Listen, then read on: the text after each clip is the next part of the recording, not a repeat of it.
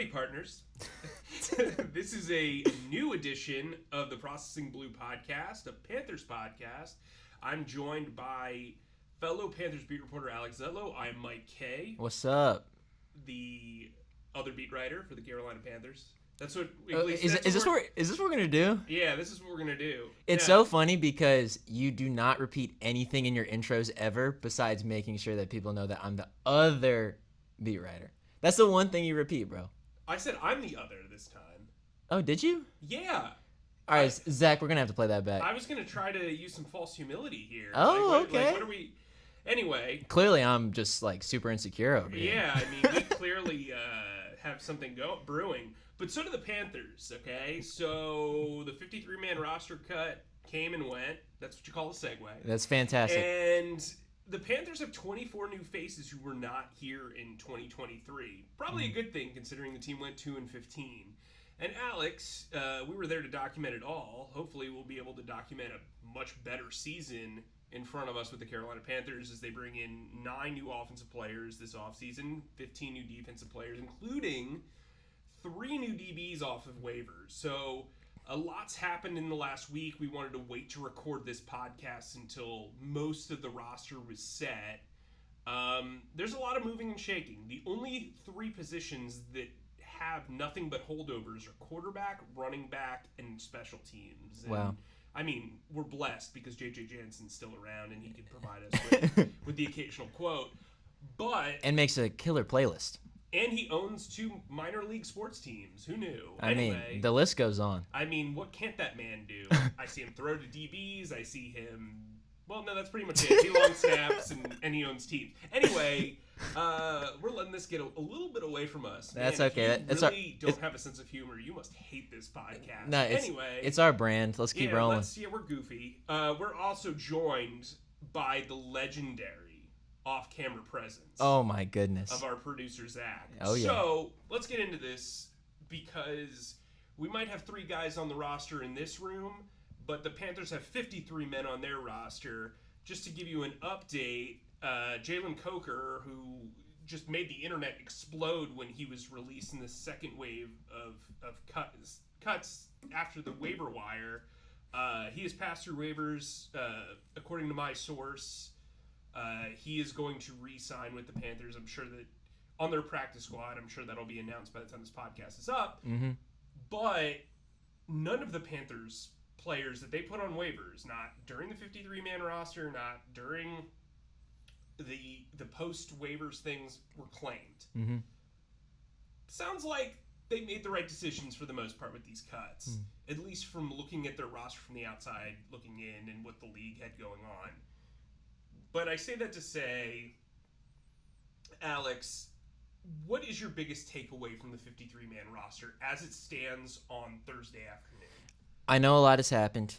I know a lot of dust was in the air, and so some dust has finally settled. I will say, though, a lot of the churning and a lot of the minutia of this roster movement has been with guys who may or may not make huge splashes for the Panthers this year.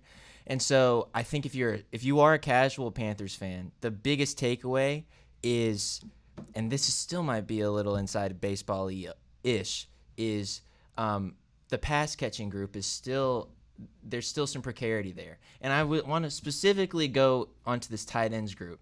You got Tommy Tremble, you got Ian Thomas, you got Jatavian Sanders, who you spent a draft pick on in April, and then Jordan Matthews just got elevated from the practice squad to the active roster this morning, which was a nice reward for him considering he had such a good training camp, and he's kind of become this like important influence in the locker room. Someone who gets work super early. You know Jordan Matthews really well. You can speak more on him, but outside, those are the 4 tight ends on the active roster at the moment. We don't know what's happening with Ian Thomas. We don't know if he'll be ready by week 1. Dave Canales was mum about that yesterday when I asked him. He declined to answer it. Dan Morgan was also mum today when we asked about Ian and various other players battling injury on the active roster. So And Tommy Tremble, of course, is battling. It has a hamstring that is quote unquote heated up on him, and he's like going back and forth on that. So who is going to be the go-to tight ends in this group? Can the Panthers are the Panthers confident going 12-man personnel at times? That's interesting, and that's at least interesting to me, particularly when Bryce Young could have really used a tight end last year, early on in his rookie campaign. That's what I got. And then, of course, you got these questions at wide receiver, but I want to focus on the tight ends.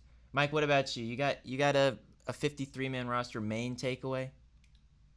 I mean, we've talked about it a ton of times. Edge rusher is a problem. Yeah. I think the Panthers are aware of that. I think they know that coverage is going to have to make up for a lot of stuff, which is why they have 11 DBs, and they've gone the length route. The Panthers have brought in 4. Actually, technically 5, if you want to count the practice squad. 5 corners who are over 6'1", over the last 7 days. Including a thrilling one in Mike Jackson. I'm so proud of you. Anyway, but there is a new sheriff in town. Oh, he didn't. He did not just do that. Yeah, and, he's a guy that claimed off waivers. Jamie Sheriff, pass rusher from Seattle, had a really good preseason, had 3 sacks during the preseason. That's an average of 1 per game, if you will. I'm doing simple math with my son at home. We've just started elementary school. I feel like I should get in the mode. Yeah. We should have a parent corner at the end or something. We should. Anyway, that said, Jadeveon Clowney's the only guy really who can rush the passer, proven-wise. DJ Johnson showed me some stuff in that preseason finale against the Bills. I think Iku Leota still has some pass rushing upside. I think he deserved to make the roster. And then Caleb Chason, who has been a bust of epic proportions as a former first-round pick for the Jaguars, has made the team. But he is actually a relatively good special teams player. They had the ability to cut him pretty easily despite him getting a free agent contract, and they kept him around. So they're going to have to make up for pass rush with coverage like they did last year. And they had a pretty good pass defense last year because of the scheme, because Evero is brilliant in calling zone coverages and mixing them with man and disguising all this stuff. I think the defensive line, since you touched on the offense, I'll go a little bit more into the defensive personnel. I think the defensive line is going to be much improved, especially from a run-stopping perspective with A'Shawn Robinson in there. They love LeBron Ray and Nick Thurman. Those guys are back as the key backups. And then linebacker, I've seen people criticize the inside linebacker depth, but I was so impressed by Trevin Wallace behind Josie Jewell and Shaq Thompson. Who's saying that? I mean, just randoms. I get messages about it all the time. Oh, that's fascinating. I think that Trevin Wallace proved that this inside linebacker position is actually in a pretty good place. And the way I look at it, too, is they're an inside to outward defense, right? I've said it before where, the interior defensive linemen, the inside linebackers, and the safety depth are what are the strengths of this defense. So what you do is you look for traits and roles on the outside. I think when you look at this, Legion of Boom style, length pursuit at corner, you're looking for guys, as Dave Canal said, who can make up for maybe a lack of speed or a mistake because they are so long and lanky and tall. I mean, we saw it during practice that as good as DiCaprio, Boodle, Shutter Island, and Deshaun Jameson they were both under 5'11", and they were getting caught on quite a bit. Now, let's move on to our next topic. Wait, before you do, should we take a moment to? I'm not ready to talk about to eulogize one of the greatest nicknames. Well, according to the rest of the beat, it doesn't work, but it does work. Hey, eyes on me. It's the greatest. Oh, I got you. You're the best. If I've never mentioned this before on air, Alex is probably one of my favorite parts of the job. Mostly because very kind. Mostly because I adore you. Yeah, that's pretty much it. Let's go to the most notable waiver claim. We kind of hinted at it earlier. The Panthers made 6 waiver claims. 2 guys from Seattle, the new sheriff in town, as well as John Rottinger. Oh goodness. Rottinger. I blanked in the press conference the other day, but anyway, he's a special teams ace who's worked with Tracy Smith, the special teams coordinator in Seattle. I've talked to some people in Seattle about him and some people that have played with him. He's a dog. as Mike Jackson said. Yep. His dog in particular. I think he was a mix between a pit bull and oh my gosh, I don't know. A Neapolitan. That's right. Whatever. I thought he was talking about ice cream when he initially said it. And anyway, they also pick up Tariq Castor-Fields, who I was at his pro day at Penn State, original draft pick of the San Francisco 49ers, played the last 2 years with Washington. He's a good special teams player. They bring in, we were just talking about him, my brain, Keenan Isaac. Oh, yeah. I thought you already said him, man. Sorry. 6'3", 180 pounds of cornerback upside is what they say in the streets. Or at least from Dave Canales. And then, the guy who is the most sought after guy on the waiver wire, Shamar Bartholomew, who, when I look up at the stars at night, I wish I had as cool of a name as Shamar. See, that's a name that you don't need to have a nickname for. Right. I mean, we could call him Darth Barth. Stop. Zach is a very big movie guy, and he laughed, so that's all I care about. It was one of those laughs, though, where he kind of winced and looked down, so he didn't want to... Listen, if you're still listening to the podcast, know that Bartholomew had 4 waiver requests in. Panthers won that one because they finished in last place last year, so you can thank Scott Fitterer for that one, and Frank Reich. They also brought in offensive lineman Jarrett Kingston, who's got some upside. He was a 6th-round pick of the 49ers.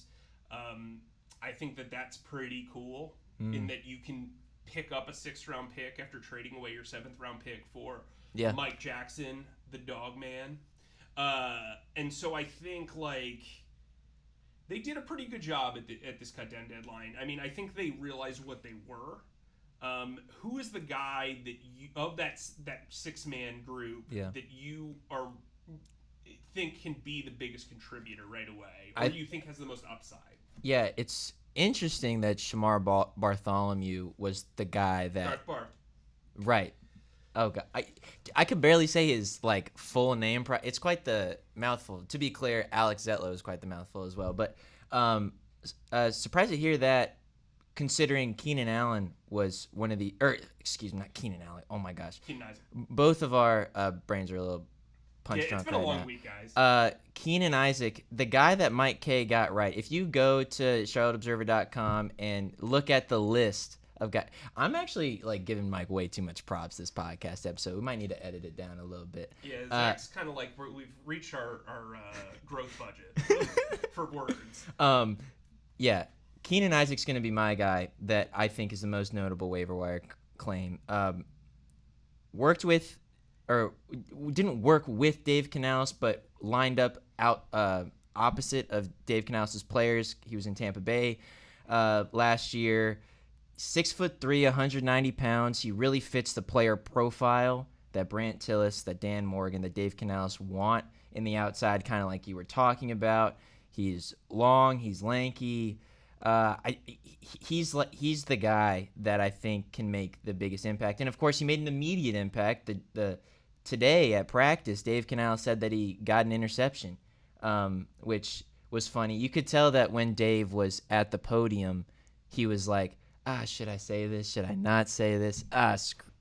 Whatever, I'm gonna say it. And then he explained that Keenan got an interception, which was cool. But yeah, that's the waiver wire guy that I'm going with. I mean, he's one of the 3 cornerbacks. He's probably among the most talented guys on the waiver wire, which is why the Panthers took advantage of him. Mike, are you going with another cornerback, or are you going with someone else for biggest, most impactful waiver wire guy? So I'm going to go with Radigan. That's his name, John Radigan. Sorry about that guy. Did you just text a source to be like, how did you pronounce his name? No, I just looked at my former tweets. My brain is just not working. That's fair. It's the first week of school, and I've got to remember 90 guys going in and out. Yep. But I just think they've put such an emphasis on special teams, and to give your special teams coordinator a guy that he knows will work. Especially at the linebacker position, because really that's what the waiver wire is. You get young developmental guys that you think can be better in your system, and special teams help. And to have a guy who's been in the league for 3 years, knows what the special teams coordinator wants, going to make an instant impact, I think that's really important because it helps you with your linebacker depth. so that Trevin Wallace doesn't have to be that guy that steps up. They kept Claudin Cherilus, who did a really good job on defense this year, but he's really more of a special teams guy. So to have Radigan and Cherilus work in that stuff, you don't really have to expose anybody else to those major roles and count on those guys. And I think that that's really important. I think bringing in the corners is really important too, but I think you're going to see that 1 through 4 are definitely right off the jump are going to be J.C. Horn, Troy Hill, Dane Jackson if he's healthy. Well, Dane Jackson when he's healthy, but off the jump it'll be J.C. Horn, Mike Jackson, Troy Hill, and Shaw Smith-Wade.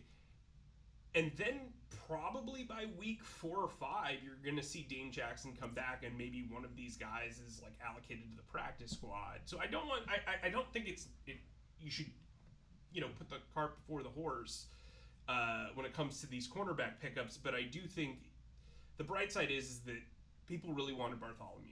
You got an up-close look at him in joint practices and in the preseason. Those are important. Keenan Isaac has worked with Dave Canales. He's seen what he can do.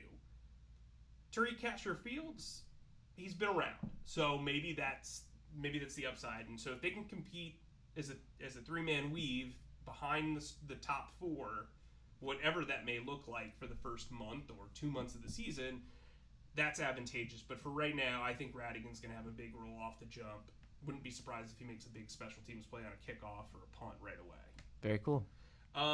So let's kind of move forward a little bit with our biggest concerns of the cut down. I'm going to avoid the edge rusher thing. I'm going to take the edge rusher thing out of the lineup here because we've already talked about it. But what's your biggest concern outside of pass rusher? Oh, my gosh. Well, pass rusher was the thing that I was going to talk about. It would have given me a chance to talk about Jadeveon Clowney. Hey! Drink. I mean, I kind of did answer this as well with the biggest takeaway. The tight end position is a concern. I think just when you take a look at this entire team, there are places to upgrade, and I think that's what Brent and Dan talked about a lot today. I know it wasn't the most compelling thing that they said, but they said that we're going to be involved in we're going to be aggressive in continuing to upgrade this lineup. I think there's something to be said about my team is on the field right now, and the Panthers just aren't there. It's a unsatisfactory answer, but if I can't talk about the edge rushers, I don't know. I don't exactly know the biggest concern at the moment. Do you have one? Yeah, I think I haven't seen enough of Xavier Legette to feel like he's going to have... Oh, so we're not talking position groups. We're talking about a singular player? Yeah, okay. Or whatever you want to make it. I think, there are some young guys who on offense who, the jury's still out. I have not seen Legette catch a competitive pass in a game, right? Yeah. So I don't know what he is right now. And look, I think there's plenty of time to show what you are, but I do think there are going to be people in the fan base that watched Jonathan Mingo last year and said, wow, that rookie year is terrible. Mm-hmm. Again, my favorite stat from last year, Bryce Young's sack yardage was more than what Mingo caught for last year. And so I think while Mingo has progressed in year 2, you want to see more of a quick return from Legette, who was a first-round pick, who they traded up for and got the 5th-year option for. And I'm weary of that. Look, wide receiver is a tough position to play as a rookie. There are some guys who get it right away. There are some guys that take years. We saw that with Terrace Marshall. He didn't have a good training camp until his 4th year, and he still got cut, right? Yeah. Because he didn't play special teams. Yeah. So I think from that perspective, there's a level of concern with asset allocation because not only has Legette not shown a lot, I mean, he's shown flashes in practice, but practice is practice. And Jonathan Brooks is going to miss the first 4 games of the season. So your first 2 picks, both on offense, both are big question marks entering the season. Yeah. And there isn't that glimmer of hope, in my opinion. I still think Legette can be a very good player. I just don't know. Yeah. Just to piggyback off what you were saying, the Jonathan Brooks thing, in April we thought that he was going to be ready by training camp. By late July. But we were wrong. Yeah, and then by late July, I love it. By late July, we thought he was going to be ready for the regular season, and now he's on IR designated to return. Who knows if he's going to be ready 4 games into the season? I mean, this is a bit off topic, but I've had a lot of people on my phone being like, "Yo, I'm in a dynasty league in fantasy football. Should I pick up Jonathan Brooks?" I tried to tell literally every national radio station that I went on. I said Chuba Hubbard. Yes, Chuba Hubbard it's stock. it's Chuba. Chuba's the guy. He's on a contract year. They're gonna wear him out this year, dude. They're gonna give him the ball every chance they can. This is a very strategic front office, and I give a lot of credit to Brant Tillis because, I mean, as you guys probably know if you follow me or you listen to me normally, I have a fascination with front office work, from salary caps to roster management. Like, a lot of to this, talent evaluation. Yeah, this is straight out of the Joe Banner, Andy Reid, Philadelphia Eagles, Kansas City Chiefs sort of playbook. The way that they are taking their lumps with the salary cap stuff and not being too aggressive with their internal contracts of restructuring or adding void years. The way they are not allowing, guys who maybe have potential to cause them to panic in cuts. Like, I think strategically, good teams run running backs into the ground while they have them on cheap contracts, and then they bring in the next guy. That is a fact in the NFL right now. Chuba Hubbard wants this opportunity. They want to give it to him, and they want to keep Brooks intact going into year 2 because he's the future. Yeah. And they also have Miles Sanders, who has a lot to prove as well. So I think it's not a matter of where Brooks fits, because I think once he's back, he's going to upstage Miles Sanders down the road. But the reality of it is, if you're not starting Leggett and you're not starting Brooks, what type of instant impact are you getting from that draft from an offensive perspective? Trevin Wallace, the number 3 linebacker, Shaw Smith-Wade's the backup nickel. Like, those guys have carved out some pretty good tape and roles. But in essence, you're concerned about those top 2 guys. Yep, 100%. And speaking of guys who were taken early, yeah, and who have not panned out, I wanted to offer up a Kaye's take on Terrace Marshall. Oh, baby. Okay, so Terrace Marshall is a very polarizing player. I think a lot of people have bought into LSU and the potential that he's shown, and maybe he's needed time, and maybe it's... Well, his measurables are off the charts, too. Right. He's an athletic freak. Last summer, he played extremely well. Then they put on pads, and he turned into a ghost. This year, they put on pads, and he exploded. He had the best practice of anyone against the Jets in joint practice. I thought he was terrific against the Bills. Ultimately, as I mentioned earlier in the podcast, they put an emphasis on special teams. Marshall just couldn't play special teams. I don't know if it was a want thing. I don't know if it was a skill thing. I don't know if it was a thought process thing. I don't know what it was. He just was not. He was a non-factor on special teams. And when you're looking at a team that's trying to build a culture, you need guys who can compete at a high level in every phase. Whether, I don't think Marshall was a complete wide receiver. I think he was really a Z wide receiver, didn't really play X. Was not. He had some moments in the slot with Steve Wilkes. But I think that was more so of just beating teams up, in the tackle box and getting free releases and all that stuff. He's signed with the 49ers practice squad. Good for him. That's a good place to learn. Kyle Shanahan's a brilliant offensive mind. What I'd say about Terrace Marshall is sometimes when you've had so much adversity and on top of that so many different teachers, you're learning so many different things, and it's hard to compartmentalize what you learned in the past and what you learned in the future. Very nice guy. We got to know him in the locker room. Was always accountable. Yep. I thought he handled the trade request well last year. I think it says a lot that he was not claimed, because really his upside right now is a 4th or 5th wide receiver, and if you're a 4th or 5th wide receiver and you can't play special teams, you're basically a luxury on the side of useless in a lot of ways, because you're not going to get, unless you're in an offense that rotates wide receivers like a merry-go-round, which is not in vogue right now, especially for a guy who really plays the Z position. It was a failed experiment. A joke that I have is the Panthers have led the league in mediocre LSU players over the last 2 years while I've been here. We saw that with Badera I can't even pronounce his name. Traore. Yeah. Yeah, I mean, like, tough beat. But I think for the Panthers, eventually it was time to cut bait. I think it'll be good for him to be in a new spot. I don't think I'm saying anything controversial here, but I do think there were people that were overtly critical of him that didn't kind of understand what was going on. And then I think there were people that were like, no, he's going to turn into the second-round pick, whatever. Ultimately, we've seen Jonathan Mingo be put in the same place. It took him a year to kind of bounce back and have a great camp. Terrace Marshall, it took 4 years, right? And so I think they made the right decision there. But, as we get into the weekend, it's fantasy football time. And I figured each one of us could pick a guy who we would draft on the Panthers roster and a guy that we would totally avoid. Okay.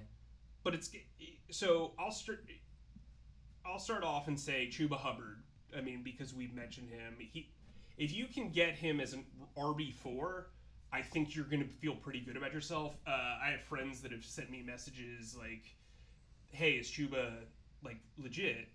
And people have drafted Brooks 40 picks ahead of them. And it's like, man, I don't understand that. I just don't. Even in a like dynasty no one league. wants to listen to anybody with perspective outside of the national audience. And I take it kind of personally because it's like, dude, I'm there every single day. Right.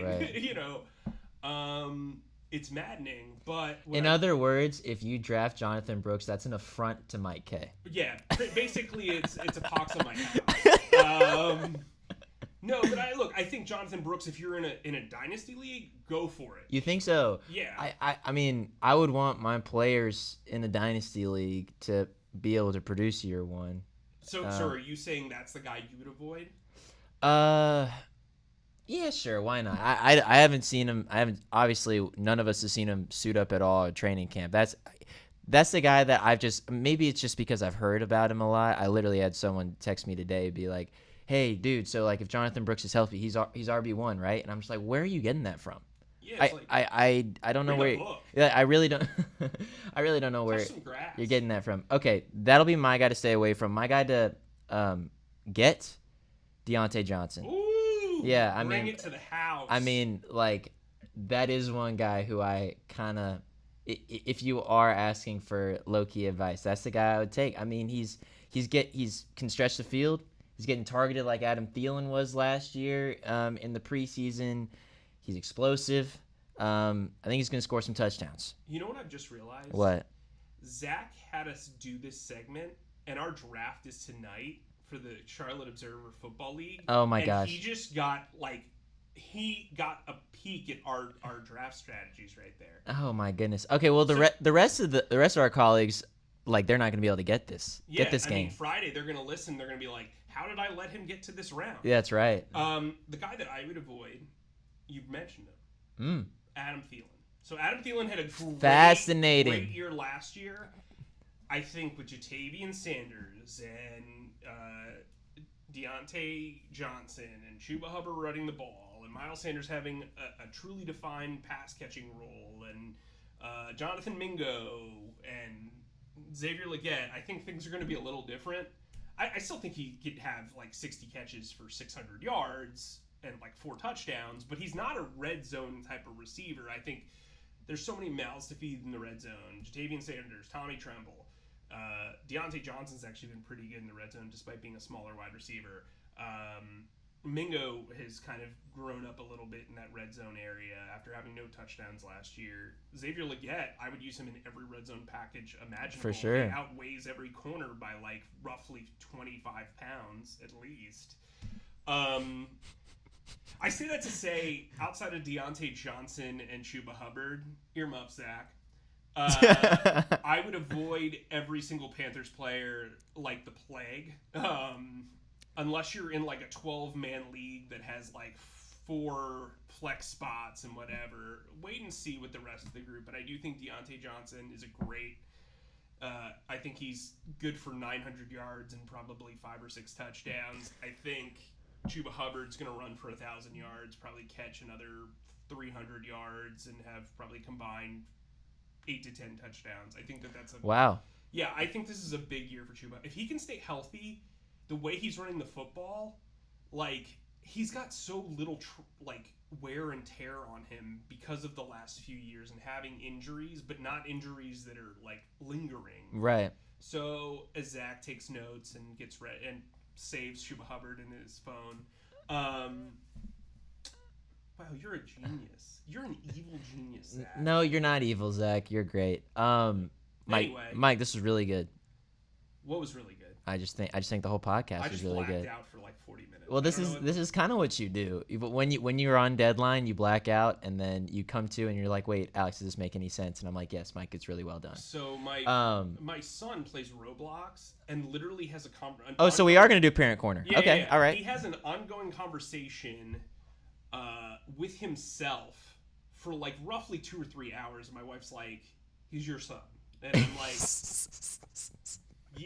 I would hope so. Yeah. It's good to find that out 5 years later. But anyway. Yeah, but anyway. She's gonna love this podcast. I really hope she does Oh, listen. she's got a great sense of humor. My wife is the best. Oh. By the way, in the comments section, if anybody wants to give me advice on elementary school life or new elementary school life, I would greatly appreciate it. Yeah. Okay. And speaking of elementary school life, Alex, take us out. All right. I don't know if I should say thank you to this. All right. Anyway. All right. Thanks as always for listening to Processing Blue with Mike Kaye and myself and our lovely producer, Zach Dennis. Please subscribe and follow us on Spotify, Apple Podcasts, or wherever you get your podcasts by searching our name, Processing Blue. And if you watch us on YouTube, please subscribe to our YouTube channel and click on the bell icon to get notified whenever new episodes drop. And finally, please be sure to stick to charlotteobserver.com for all your Panthers needs. Stay humble, stay creative, and keep processing. That's a wrap.